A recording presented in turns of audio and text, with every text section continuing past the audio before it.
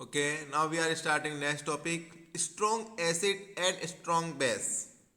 इससे पहले हमने आपको एसिड और बेस के बारे में प्राइमरी इंफॉर्मेशन दी है, ठीक है ना। अब स्ट्रॉन्ग कैसे डिसाइड होगा कि हम एसिड के बारे में जब कह रहे थे तो कह रहे थे कि H plus giver, H plus ion जितना जल्दी देगा, इस केस में क्या होगा, हम उसको अच्छा वाला एसिड मानेंगे। पर H प्लस आयन देने के लिए क्या होना चाहिए, यहाँ कैपेसिटी होनी चाहिए कि ये अच्छे से ब्रोकिंग हो रहा है या नहीं हो रहा है। अगर ये जो है, अगर ये आयनाइजेशन होगा उस केस में कैसा हो जाएगा, ये आयंस में टूटेगा, और आयंस में ये कंप्लीटली टूटे, है ना, डिसोसिएशन कंप्लीट हो, आयनाइजेशन कंप्लीट हो, उस केस में क्या होगा, आपको H प्लस आयन जो इससे मिलने हैं वो जल्दी मिल जाएंगे और नंबर्स भी ज़्यादा मिलेंगे। तो उस केस में उसको बोलेंगे हम स्ट्रॉन्ग एसिड। तो यहाँ क्या बोला जाएगा कि स्ट्रॉन्ग एसिड उसे बोलेंगे जो कंप्लीटली आयोनाइज्ड हो जाए या डिसोसिएट हो जाए। दोनों एक ही वर्ड है, लगभग सिमिलर। कैसे होगा, ये टूटेगा कैसे, इसको समझाते हैं हम आपको कि इसमें क्या हो रहा है। आपको देखिए, यहाँ पर हो ये रहा है कि ये H2SO4 से क्या बन रहा है, 2H प्लस, क्या बन रहा है 2H प्लस, और दूसरा क्या बन रहा है SO4 2 माइनस, ठीक है ना। फर्स्ट केस में इतना ही टूटेगा जिसमें एक H प्लस मिल गया, ये आगे और ब्रेकिंग होगी, इस वाली चीज को और ब्रेक होगा, तब इस केस में ये बन जाएगा, ठीक है ना। और ये कंप्लीटली डिसोशिएट होगा उस केस में, इस अपने एक तो नंबर ज़्यादा मिले और जल्दी मिले, ठीक है ना। उस केस में इसको बोलेंगे हम स्ट्रॉन्ग एसिड। तो स्ट्रॉन्ग बेस का क्या क्वालिटी होगा, इसमें हमने पहले भी बताया कि क्या चीज़ मिलेगा, इसमें मिलेगा OH आयन। अगर OH, जैसे हमने H प्लस की बोला था, इसी तरीके से यहाँ बोलेंगे OH आयन, जितना ज़्यादा नंबर मिले, जितना जल्दी मिले, उस केस में हम उसको स्ट्रॉन्ग बोलेंगे। तो यहाँ strong base is one that completely ionize in water, और कंप्लीटली आयोनाइज होगा तो क्या होगा, ये ब्रेक होगा। एक्वस, जहां भी एक क्यू लिखा होगा, क्या इसका मतलब समझ लेना कि solution in water, aqueous solution. कैसे होगा, देखो सोडियम प्लस OH माइनस, जैसे OH माइनस दिया, जल्दी दिया, कंप्लीटली डिसोशिएट हुआ, स्ट्रॉन्ग बेस कहलाएगा। ये दो ही तीन ही इसकी पैरामीटर्स रखेंगे। तो वीक एसिड कैसे डिसाइड होगा, जिस तरीके से हमने वहां कहा था कि कंप्लीटली डिसोसिएशन, तो यहाँ पर क्या बोलेगा, पार्सली डिसोसिएशन, ठीक है ना। वहां कंप्लीट लिखा था, या पार्सली लिखा है, उसके अलावा कोई ज़्यादा चेंज नहीं है। वहाँ नंबर ऑफ H आयन ज़्यादा मिले थे, जल्दी मिले थे, मतलब नंबर्स भी ज़्यादा मिले थे। यहाँ पर वो तीनों ही चीज़ कम होगी। एक तो लेट मिलेगा, कंप्लीटली डिसोशिएट नहीं होगा, कम मिलेंगे मोल्स, और दूसरी बात थोड़ा सा कम नंबर भी मिलेंगे वो H प्लस आयन के, ठीक है ना। तो एसिड, दूसरी बात, इक्विलिब्रियम पे क्या हो रहा है, यहाँ पे एसिड और कॉन्जुगेटेड बेस दोनों ही प्रेजेंट रहेंगे। हमने इससे पहले क्या बोला था, स्ट्रॉन्ग एसिड कंप्लीटली डिसोशिएट हो जाता है, इसका मतलब है कि जहाँ पे ब्रेकिंग स्टार्ट हो रही है वो रिएक्टेंट बचा ही नहीं था। तो वहाँ पर हम दो चीज़ों की बात नहीं करते थे, कॉन्जुगेटेड की बात नहीं करते थे। यहाँ पर वीक में क्या हो रहा है, जब ये चीज़ पार्शली टूट रही है, इसका मतलब कुछ चीज़ ये भी बच रही है, ठीक है ना, पहली बात। दूसरी बात, यहाँ पर एक रिलेशन और मेंटेन होता है, क्या, एक अगर चीज, हाँ, पहली बात H प्लस देगा तो एसिड, OH माइनस देगा तो बेस, ठीक है। दूसरे जो ब्रोंस्टेड लेरी, आरेनियस और लेविस, इन तीनों की थ्योरीज है जिसमें बताया गया है कि एसिड बेस क्या है। यहाँ पर आपने क्या देखा कि NH3 अभी एक रो मतलब रिएक्टेंट है, इससे बना ये चीज। तो इसने किया क्या, H प्लस को गेन किया। उस केस में क्या हो रहा है, ब्रोंस्टेड लोरी ने कहा था कि जो H प्लस गेन करेगा वो बेस है। दूसरी बात, इसके बाद में जो चीज बनी है, अगर ये बेस है, उस केस में ये क्या होगा, ये एसिड होगा, ठीक है ना।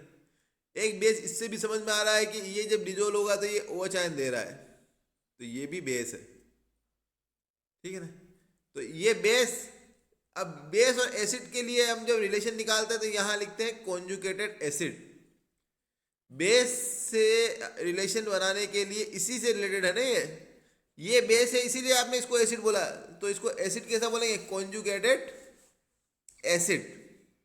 इसी तरीके से अगर एसिड होता है तो उससे रिलेटेड जो होगा उसको बोलेंगे कॉन्जुगेटेड बेस। ये एक रिलेशन है। अच्छा, एक और बात, यहां क्या लिखा है? Weak base. वीक बेस क्या कह रहा है? वीक बेस में वापस वही बात आई कि पार्शियली डिसोशिएट एट इक्विलिब्रियम, ठीक है ना। और यहां पे क्या होगा? बेस होगा और उसके बाद में एसिड होगा, जो कि बात आपको ये बताई थी। ये बेस है और ये कॉन्जुगेटेड एसिड कौन सा है? ये वाला कॉन्जुगेटेड एसिड है। और ये दोनों ही प्रेजेंट होंगे क्योंकि वीक में आपको पार्शियली डिसोसिएशन हो रहा है, स्ट्रॉन्ग में कंप्लीटली हो जा रहा था, वहां पर ये दोनों चीजें नहीं बात की गई थी। अभी पूरी चैप्टर में वीक की बात करेंगे। क्यों? आपको इक्विलिब्रियम की बात करनी है। इक्विलिब्रियम की बात करने के लिए कंप्लीट कर दोगे तो वो होगा ही नहीं, ये मैंने पिछले वीडियो में भी बताया था। पार्शियली होगा तभी आपको लगेगा कि कुछ पार्ट रिएक्टेंट का बच गया है और वो अभी प्रोडक्ट बन रहा है, प्रोडक्ट वापस ब्रेक होकर रिएक्टेंट बन रहा है, तो वीक की ही बात की जा रही है। और यहाँ पे भी वो इक्विलिब्रियम की बात की तो उस केस में दोनों ही बच रहा है, ये भी बच रहा है, ये भी बच रहा है, इसीलिए ये बेस है तो ये कॉन्जुगेटेड एसिड। अगला, कुछ बच्चे बोलते हैं सर कुछ एग्जांपल्स बता दीजिए कि, तो ये एग्जांपल्स आपको एकदम मगअप कर लेने हैं। क्या कहेगा ये?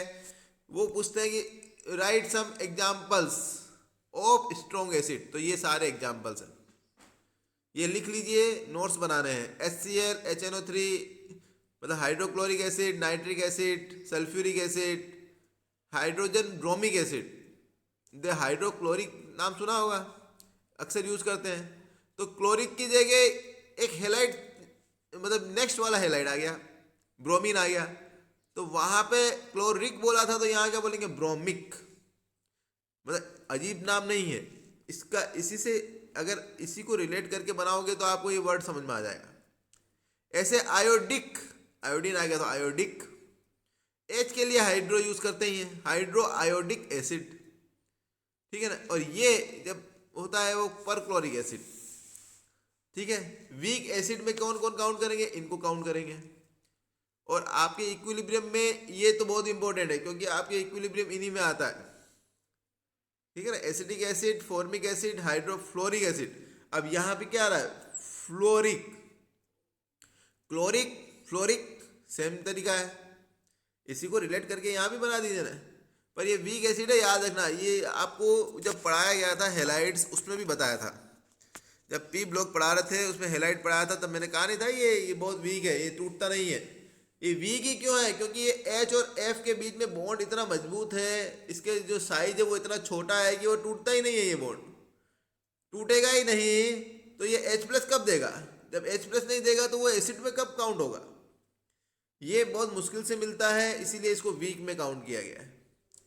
बाकी तीनों चीजों को देखो, Cl, Br, I, ये तीनों को आपने स्ट्रॉन्ग में काउंट किया। वहां भी हम डिक्रीजिंग ऑर्डर निकालते हैं तो HF को सबसे कम देते हैं। HCN, hydrocyanic acid, nitrous acid, hydrosulphate ion, ठीक है ना।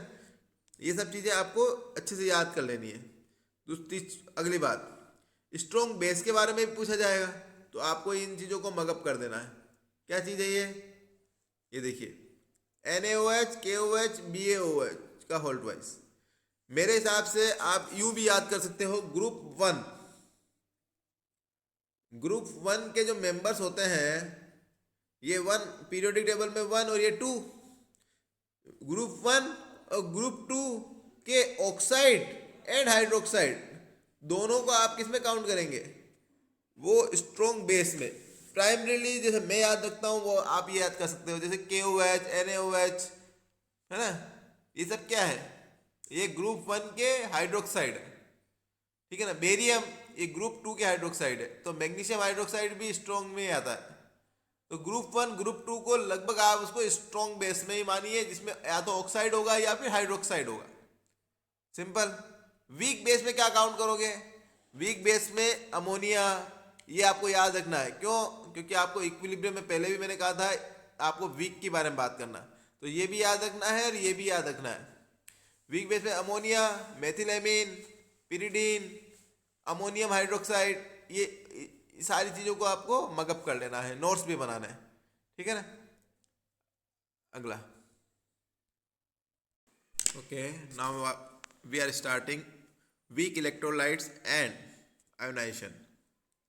किस तरीके से, सिंपल सी बात है, वीक इलेक्ट्रोलाइट, कोई भी एग्जांपल ले लेते हैं हम किसी भी चीज़ का, वीक इलेक्ट्रोलाइट यूज़ करें, मान लिया एसिटिक एसिड लेते हैं, वीक एसिड है CH3COOH, ओके, वीक एसिड है, इसको अगर ब्रेक होगा तो क्या होगा, CH3COO minus acetate ion plus H plus ion, ये इस तरीके से होगा।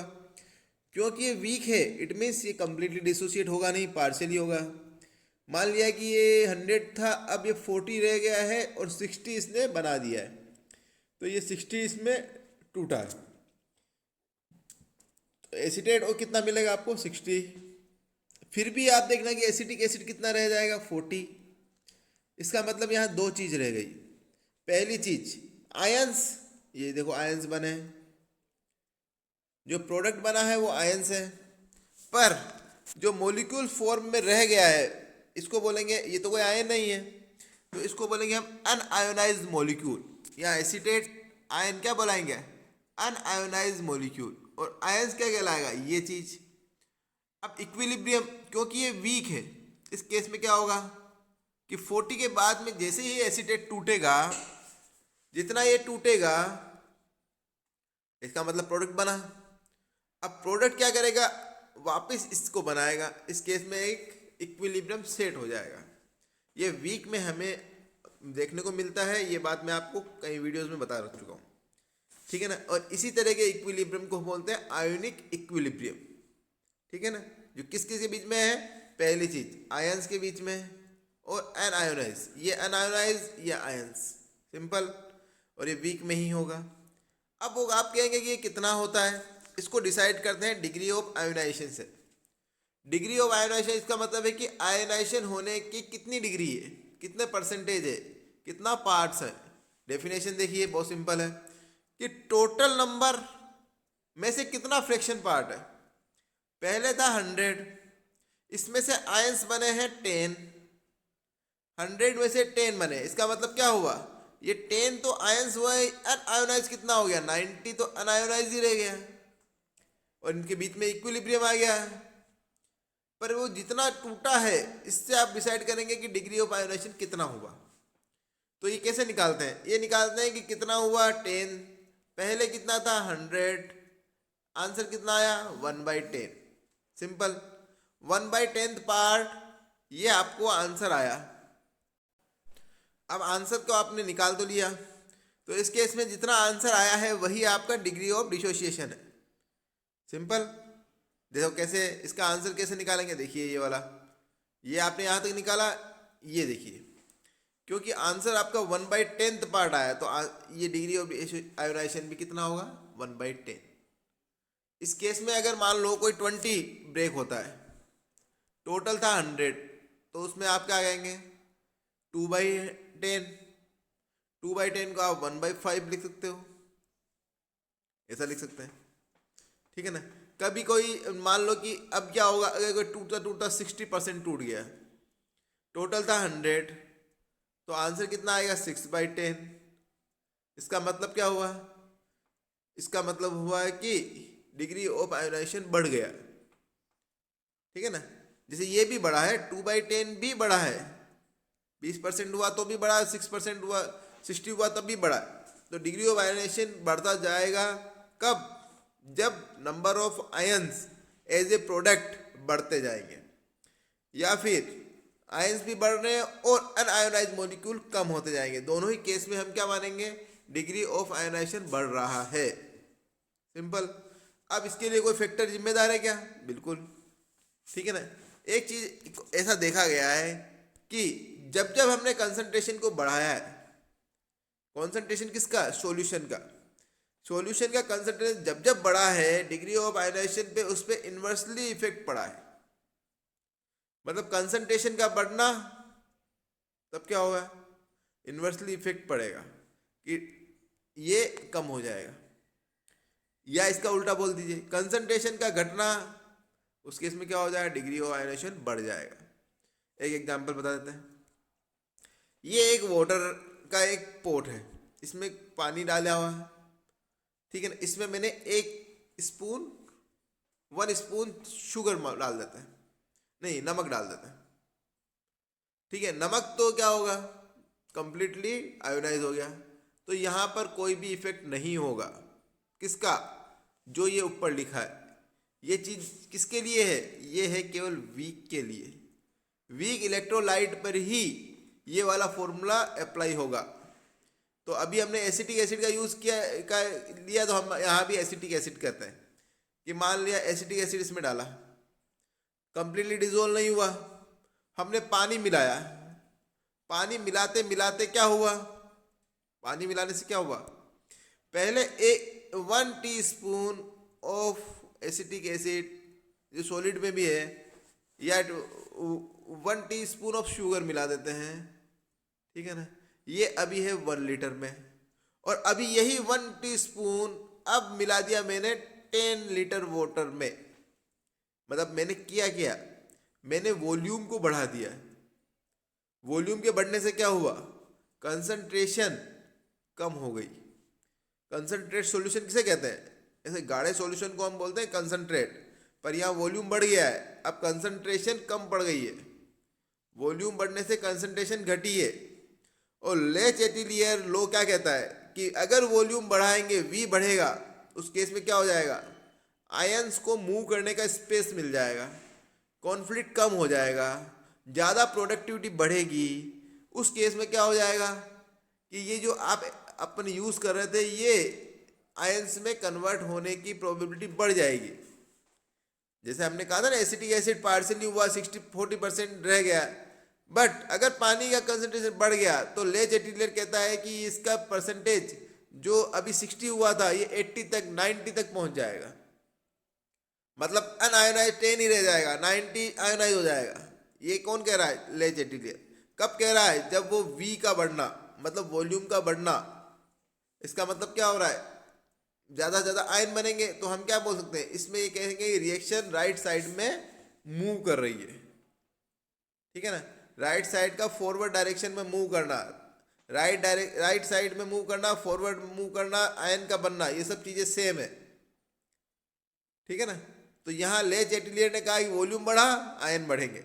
इसका मतलब क्या हुआ, डिग्री ऑफ आयोनाइजेशन भी बढ़ेगा।